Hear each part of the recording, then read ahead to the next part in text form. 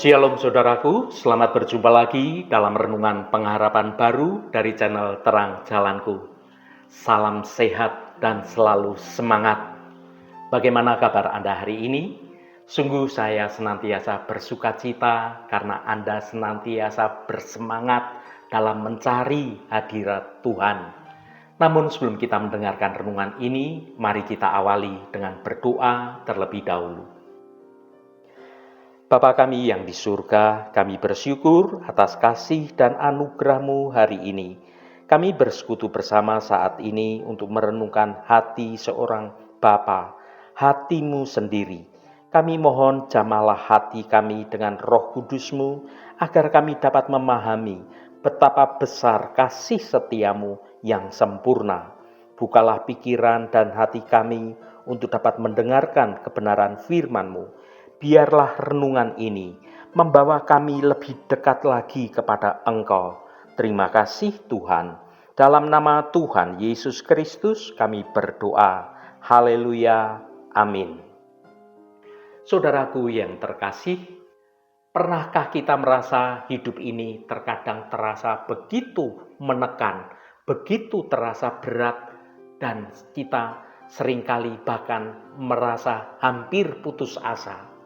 Seolah-olah kita ini dihajar oleh berbagai masalah yang tidak ada habis-habisnya. Dalam momen-momen yang sulit seperti itulah seringkali kemudian muncul suatu pertanyaan di dalam hati kita. Mengapa semua masalah yang tidak mudah ini harus terjadi dalam hidupku? Apakah Tuhan benar-benar mengasihi aku?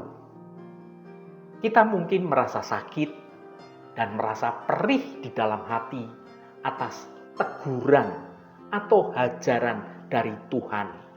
Dan mungkin kita cenderung melihatnya hanya sebagai hukuman atau bahkan ketidakadilan.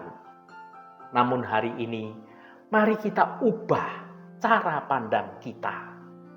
Kita akan merenungkan suatu kebenaran yang sungguh sangat indah dan sangat menghangatkan hati, yaitu di balik setiap teguran atau disiplin yang datang dari Tuhan, terkandung hati seorang Bapa yang penuh dengan kasih dan sayang.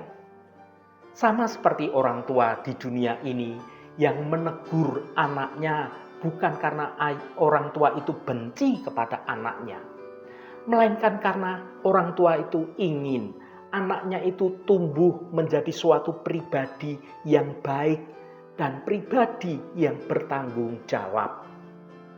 Teguran itu adalah suatu pengakuan bahwa kita yang ditegur ini adalah anak-anaknya yang berharga. Hajaran Tuhan bukanlah tanda penolakan, melainkan suatu bukti dari cinta Tuhan yang paling nyata, sebab Bapa yang baik akan mendidik anak yang Ia kasihi. Mari kita buka hati untuk dapat menerima dan memahami kebenaran ini. Mari kita baca Ibrani pasal 12 ayat 6. Karena Tuhan menghajar orang yang dikasihinya, dan Ia menyesah orang yang diakuinya sebagai anak. Saudaraku, setiap orang pasti pernah merasakan apa itu teguran, apa itu hajaran.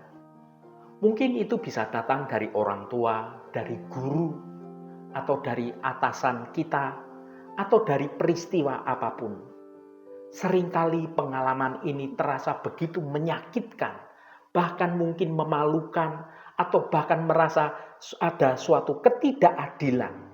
Kita cenderung melihat setiap teguran itu sebagai hukuman atau sebagai kegagalan kita, atau mungkin atau sebagai kesalahan kita, dan bukan sebagai ekspresi cinta Tuhan kepada kita. Namun firman Tuhan di dalam Ibrani pasal 12 ayat 6 yang sudah kita baca mengungkapkan sebuah perspektif yang sungguh revolusioner. Ayat ini menyandingkan kata menghajar atau mendisiplinkan dan juga menyesah dengan dikasihi dan diakui sebagai anak. Ini berarti dalam konteks iman Kristen, disiplin Tuhan itu bukanlah penolakan, melainkan sebagai bukti yang konkret dari sebuah hubungan yang sangat mendalam. Coba kita renungkan, mengapa seorang ayah menghajar anaknya? Bukan karena ayah itu membenci anak itu, melainkan justru karena sang ayah begitu mencintai dan mengakui anak itu sebagai milik yang dikasihinya. Hajaran itu adalah upaya untuk menyelamatkan anak itu dari jalan yang salah, dan ayahnya itu ingin membentuk karakter anaknya itu dan mempersiapkan anaknya itu untuk dapat memiliki masa depan yang jauh lebih baik.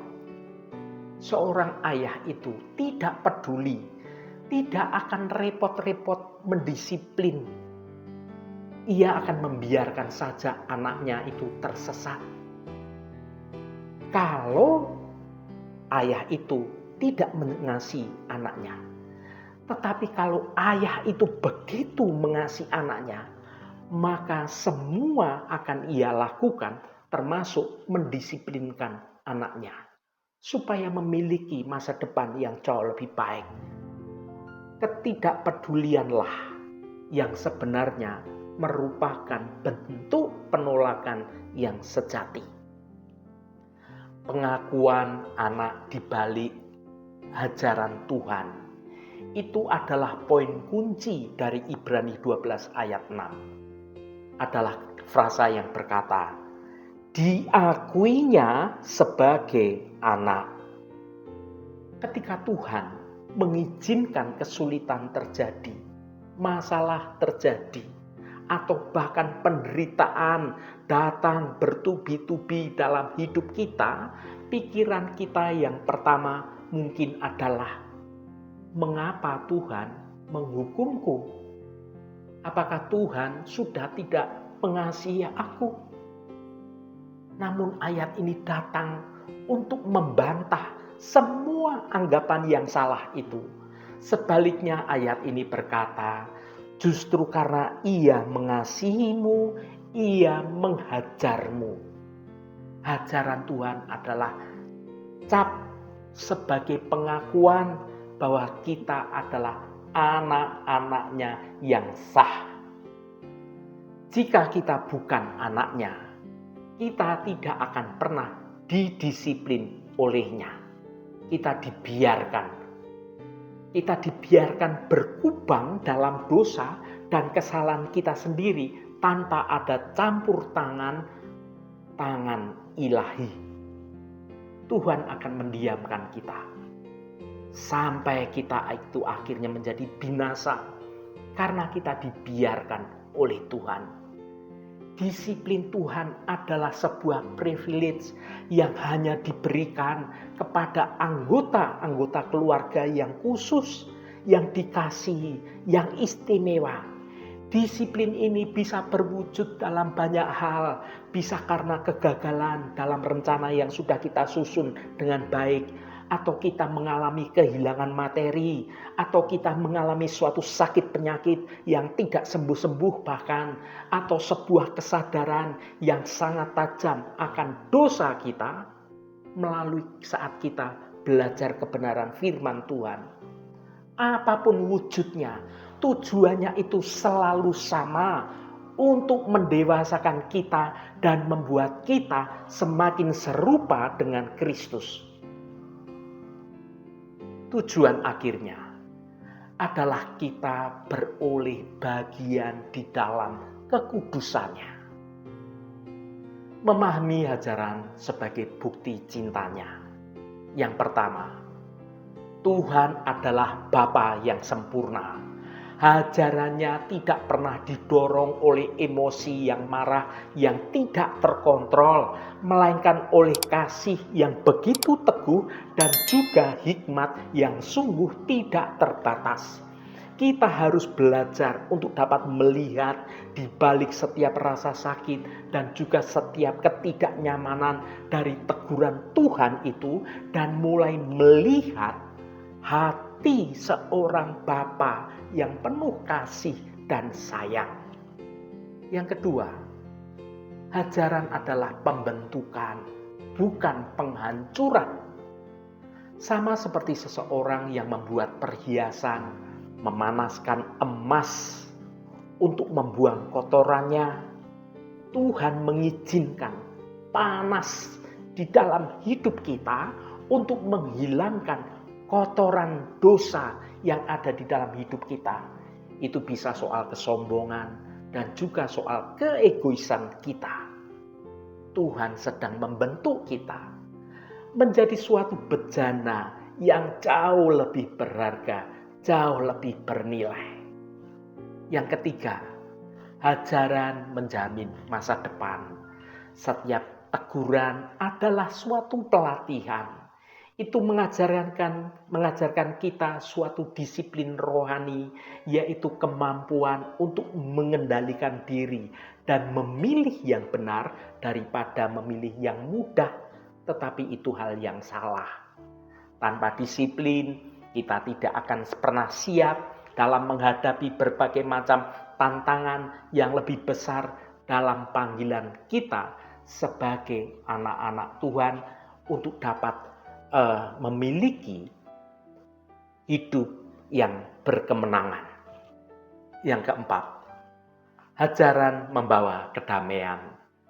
Meskipun terasa menyakitkan pada saat itu, tetapi di dalam Ibrani 12 ayat 11, saudara dapat baca, meyakinkan kita bahwa buah dari disiplin itu adalah menghasilkan buah kebenaran yang memberikan damai bagi mereka yang dilatih olehnya.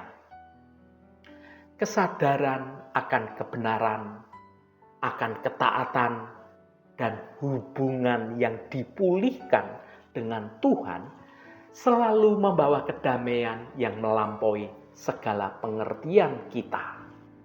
Saudaraku yang dikasihi Tuhan, marilah kita mengubah cara pandang kita ketika kita menghadapi masa-masa sulit.